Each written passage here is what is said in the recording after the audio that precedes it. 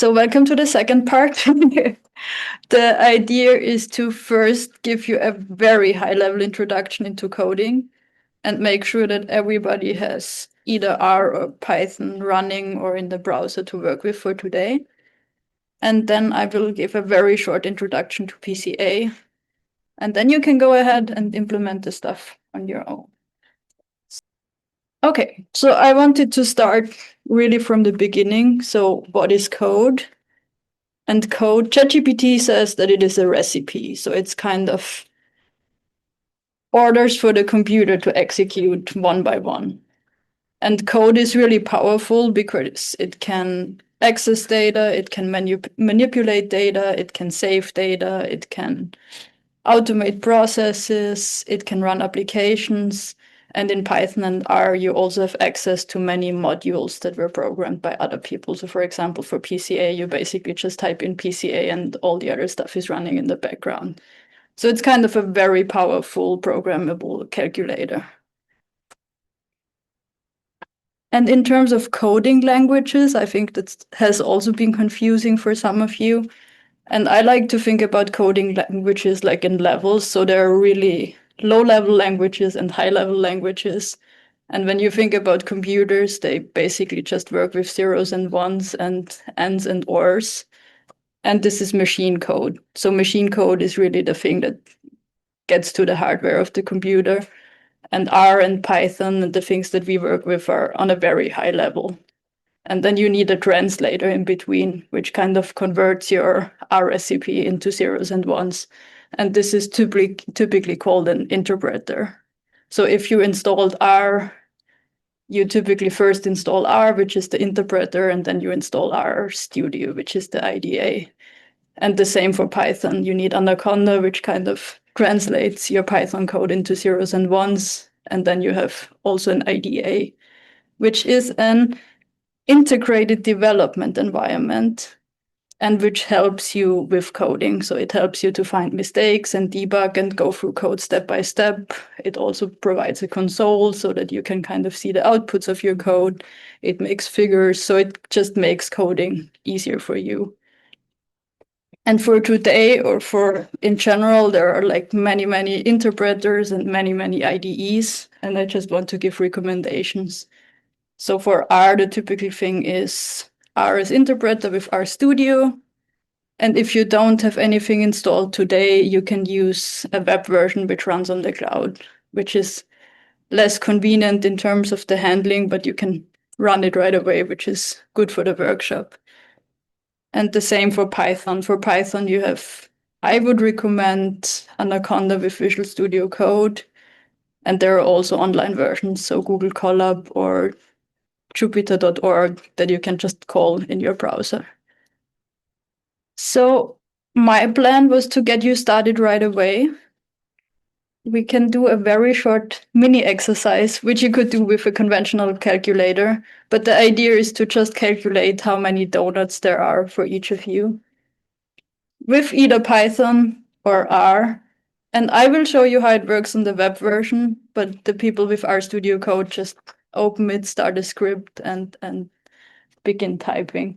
And the main idea is to just define two variables, the number of participants, the number of donuts, and then calculate the donuts per person. I will just start here with the web version. So if you don't have RStudio installed, just open your browser, type in webr.sh, and go ahead. I keep going. In RStudio, you will just make a new file. In WebR, you say create new file, and then just call it test1.r.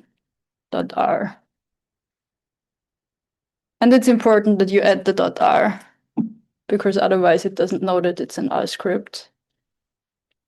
And then you go OK. You can click on it and open it in the app. Is everybody good to go? Empty script open? Perfect. Then you can just start.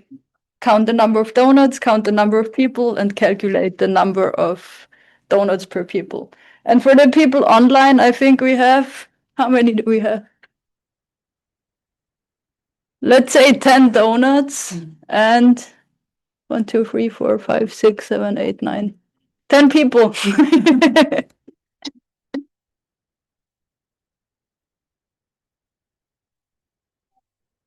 So I give you 3 minutes. If you have questions, just let me know and then we can do it together.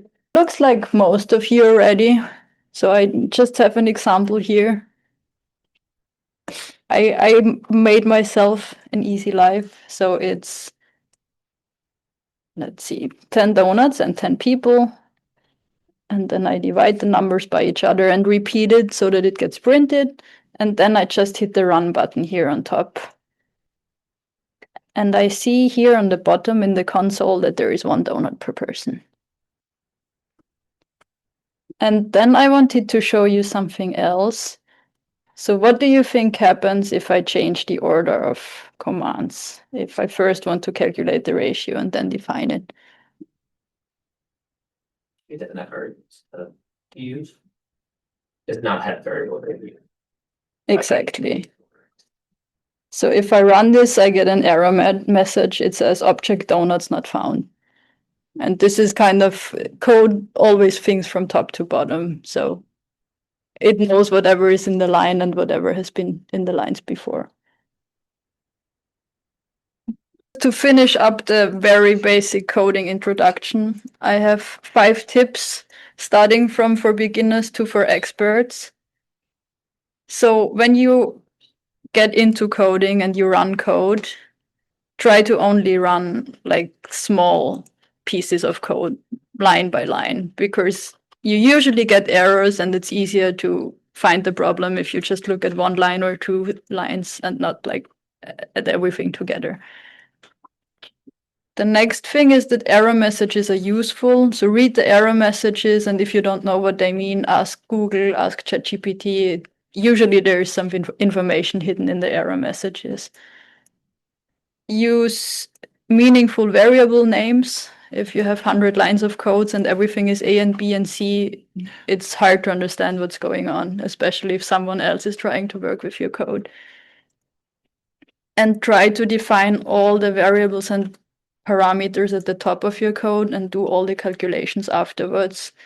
Then it's easier to keep track of what's going on, and it's also easier to change things and keep track of your changes, because if it's hidden somewhere, you will typically forget about it and make mistakes that you don't want to make.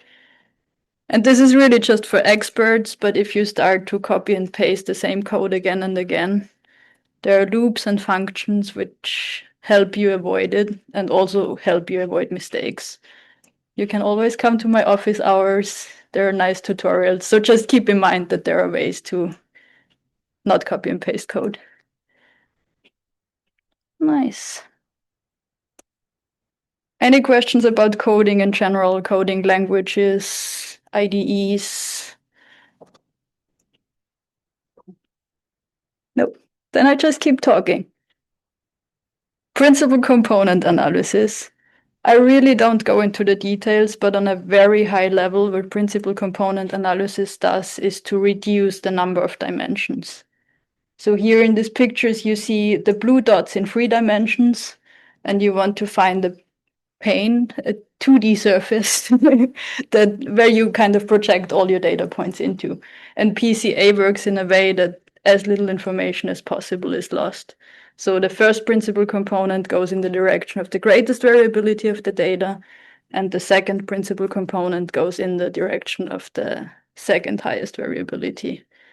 And then you project all the points to this surface. And you lose some information because you go from 3D to 2D, but PCA is designed in a way that you lose as little information as possible, like from a math perspective. Any questions to this? No. Then I just keep going. When we think about PCA for PFAS, I think the first question for me was, what are my variables and what are my dimensions? Time, location, salinity, pH. And for the results, I mean, you measure concentrations of many compounds. So in addition to all the sampling variables, you have kind of the number of variables or dimensions, which is the number of your compounds. So when you think about it like this, you have like 30 to 50 dimensions for your PFAS data. And this is hard to put into a graph or in a picture. I mean, you have ways you can plot the sum of PFAS and then the distributions, which works nicely. But PCA is kind of a attempt to put all your samples into the same graph in 2 dimensions instead of 30 or 50. So this is the main goal when you implement PCA for PFAS. And this is what it looks like for the example data. On the left-hand side, Python, on the right-hand side, R. So you have each of your samples is 1 point, and instead of 50 PFAS, you just have principal component 1 and principal component 2. So you can plot it in 2 dimensions instead of 50. Then I just keep going with the example data set. Wait, so the PCA that you showed us before, is that just using PFAS compounds as variables? Yes, this is using just PFAS compounds as variables. You can include more, but for me, it's easier to work with just PFAS compounds from my mind. Okay, so the example data is a data set from former trainee Matt Dunn. Some of you might know him. I don't know him, but he did water sampling at Cape Cod. You don't really see the colors here, but he has a bunch of groundwater samples, a bunch of samples from the river, and some from an estuary. And you will work with this data and do PCA and see if the samples separate. So if you kind of, on the 2D surface, if you see different clusters. And I would say go ahead and try to download the data right now. It's on the Data and Donuts GitHub. And I think the easiest way to find it is to go to, just type in this link into your browser. So you should end up at the page. It's our steep demug, and then just go to the date of today, go to example, and then you have the instructions, which are also printed out, but if you prefer it as PDF, and the example data on the same side. And then you can just download it here.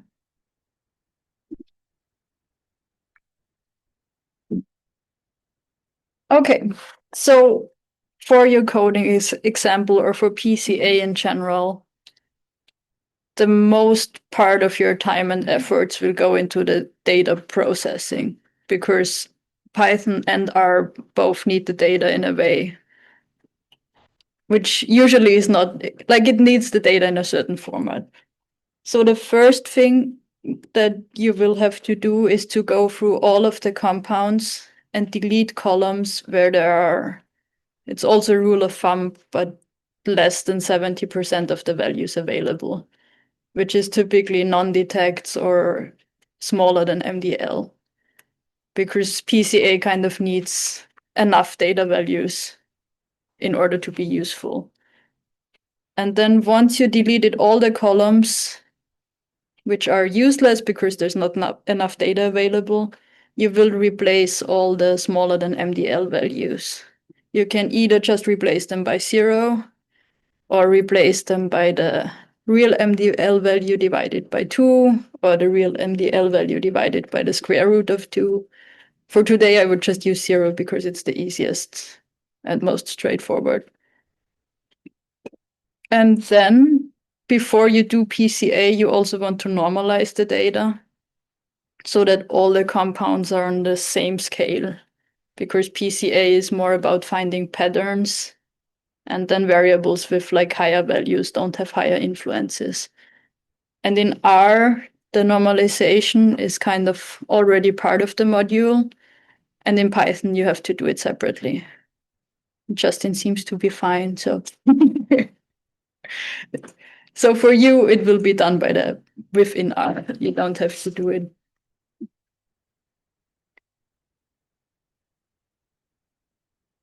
Nice. And then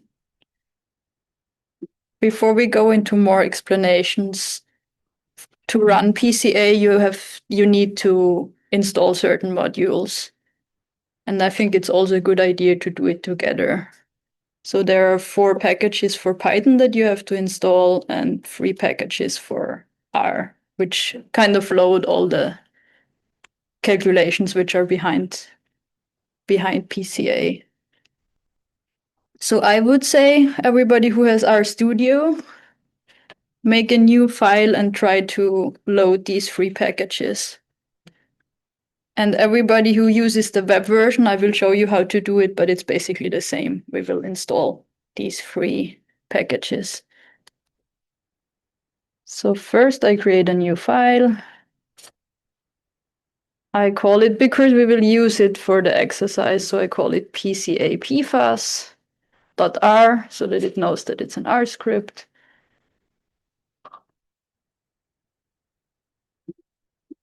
Then I open it. And now I paste the 3 lines. So Liam, you can just paste those 3 lines and run them and see what happens. It might ask you to install it. It says, yeah, there is no package called type version. That's what I'm saying. Yeah. Install that packages. Okay. Or it is, yeah. Yeah, then you can use install.packages and then the name tidyverse. Perfect. And for the people who work with the web version, just run it. And then the console asks you if you want to download it. And then you say yes. So either 1 and enter or type in yes and enter. I will type in 1 and enter. And then it starts downloading. And then it asks you again if you want to do the next one. So again, I say yes, I want. So I type in yes and enter. Only the one of install? It was more difficult than expected, but that's what always happens with coding.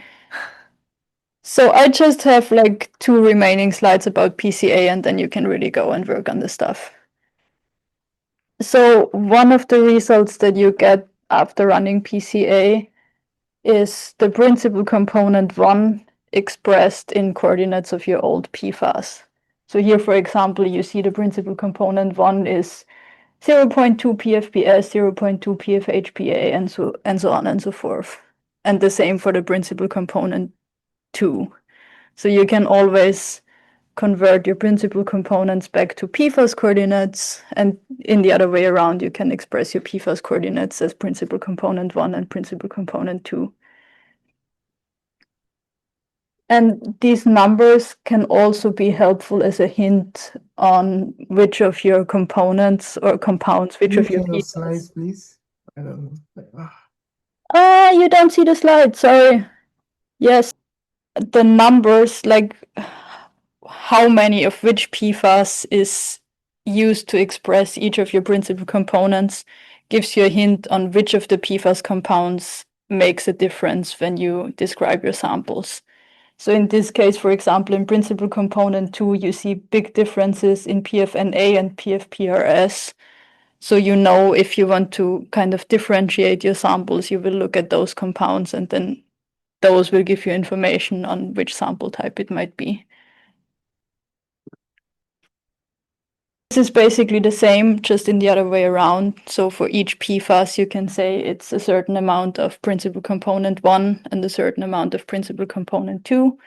And when you run it in R, you get this plot where you see each of the PFAS compounds expressed in principal component coordinates.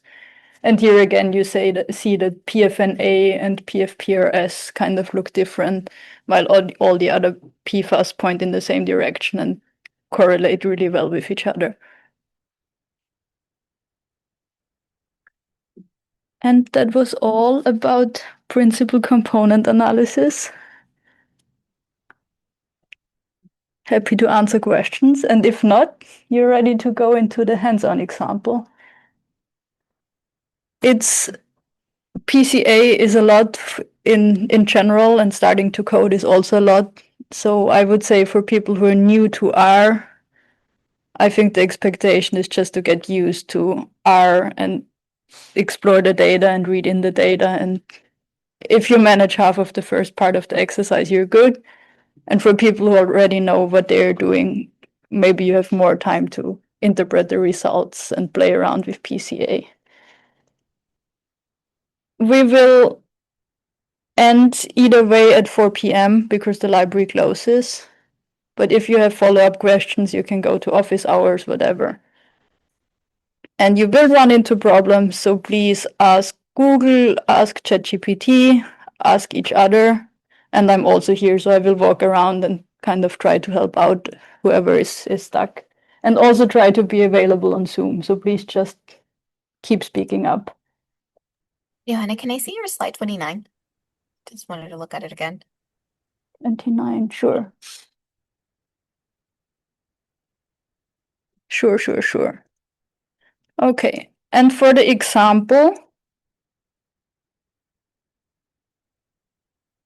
I will show you how to read in the data. I think we should do that together, and then you're good to go. The slides are also available on GitHub, and I will send them to you afterwards. So you should have plenty of time to see it. Thank you. So I will again show you how to do it in the web version, but it will be similar in RStudio code. So the first thing that you want to do is to upload your data to the same folder as your code is in. So in RStudio, you usually have a project folder and you want to get the example data into the same folder. And if you work with the web version, you just upload a file and upload the data file that you downloaded before. It will probably be in your downloads.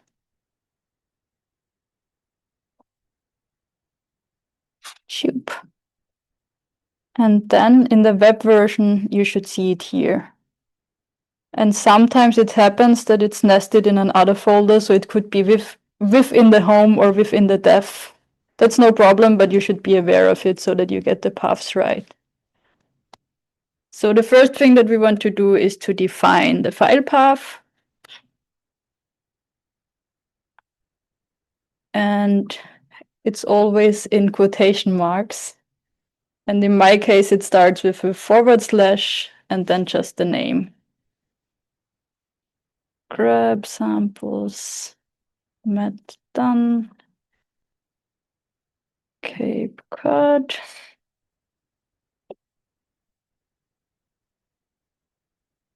And for you, if it's within the home folder, for example, then you would have to type in home and then the file folder. And then it's pretty easy. We want to load the data to a variable called df and just say read.csv, file name. And then I want to print it. Okay, that's not good.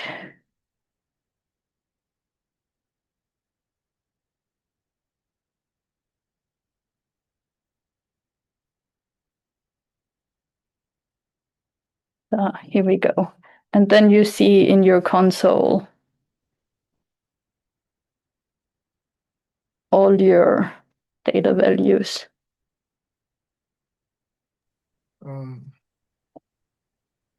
Okay, so those who managed to read in the data, just go through the exercise piece by piece. For those who did not manage, complain and I will help you